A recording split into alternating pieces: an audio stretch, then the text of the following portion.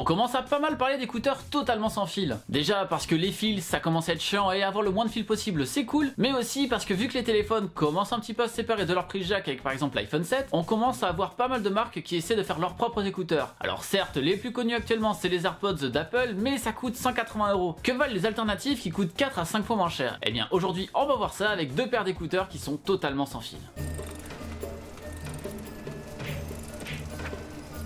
Salut, c'est Léo de la chaîne TechMaker et aujourd'hui on va parler d'écouteurs totalement sans fil de la marque QCY et de la marque Syllable. Je remercie par ailleurs Syllable et Banggood de m'avoir envoyé ces deux paires d'écouteurs pour pouvoir vous faire le test. Alors qu'est-ce qu'on peut dire en premier lieu? Eh bien on peut voir qu'effectivement ce sont des écouteurs qui n'ont absolument aucun fil, qui ne soient même pas reliés entre eux. Alors par contre ça reste quand même des grosses boules dans les deux cas qui ressortent un petit peu des oreilles et qui ne passent pas totalement inaperçus. Au niveau design dans l'oreille je préfère un peu plus ceux de Syllable parce que déjà il n'y a pas d'écrit la marque, il y a plus un logo et surtout parce qu'ils font un peu moins grossier. Si on veut parler batterie, les écouteurs de QCY font 35 mAh par écouteur et les écouteurs de Syllable 25 mAh. Alors certes ça fait extrêmement faible et vous allez tenir 1h30 à 2h avec ça, mais par contre le truc intéressant c'est que les boîtes elles-mêmes contiennent une batterie et lorsque vous les rechargez à l'intérieur vous pouvez les recharger plusieurs fois. La batterie des Q29 a 220 mAh et celle de Syllable, bah je sais pas trop, c'est indiqué nulle part. Alors je vais tabler sur le fait qu'effectivement déjà les écouteurs ont une plus petite batterie pour dire que cette boîte est une petite batterie malgré le fait qu'elle soit énorme. Et parlons-en d'ailleurs de la taille des boîtes, on peut voir effectivement qu'une des deux boîtes est un petit peu plus grande.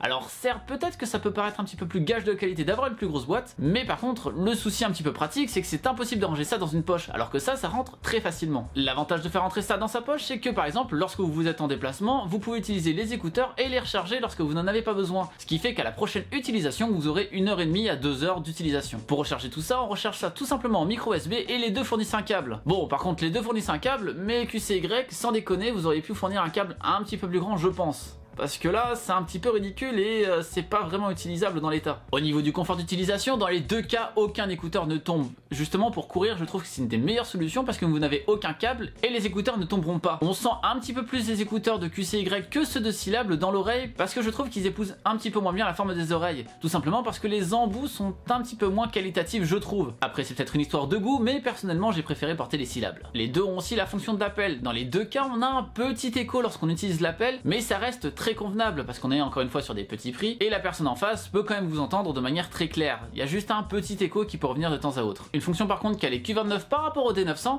c'est que cela peut vous permettre d'utiliser OK Google. Alors on peut pas dire OK Google pour qu'il fonctionne, mais un simple appui long dessus vous permet d'avoir OK Google qui va vous répondre et vous pouvez dicter votre action et il va directement le faire sur votre téléphone. Ça répond plutôt bien, j'ai jamais eu trop de problèmes avec, donc c'est plutôt cool. On peut ensuite parler de l'appairage des deux écouteurs. Dans les deux cas ça s'appaire plutôt facilement la première fois, même si cela aurait été un petit peu plus galère. Par contre, pour les réutiliser une fois qu'on les a remis dans leur boîte, des fois ça arrive qu'ils galèrent à synchroniser l'un écouteur à l'autre vers le téléphone. Alors pendant une écoute ça m'est jamais arrivé, mais par contre une fois récupéré dans la boîte, on peut peut-être passer 30 secondes à 1 minute à essayer de les resynchroniser. Certes c'est pas non plus extrêmement gênant, mais c'est quand même quelque chose à noter parce que du coup on perd un petit peu la sensation de récupérer les écouteurs de la boîte et de les faire fonctionner directement. Enfin, sur la qualité de son on a quelque chose de très similaire sur les deux cas. Dans les deux cas on est sur du Bluetooth, donc ce n'est pas encore du Bluetooth 5.0, donc on a une qualité de son qui est quand même inférieure à du jack, mais si vous écoutez vos musiques sur Spotify ou bien sur des fichiers .mp3, c'est déjà des musiques qui sont compressées, donc je ne pense pas que vous verrez vraiment la différence. Par contre encore une fois une différence qu'on peut noter c'est que dans les deux cas j'ai jamais eu de perte de liaison lorsque le téléphone était dans ma poche, mais si je me balade avec le téléphone un peu loin, les Syllable perdent le signal un petit peu plus vite que les Q29.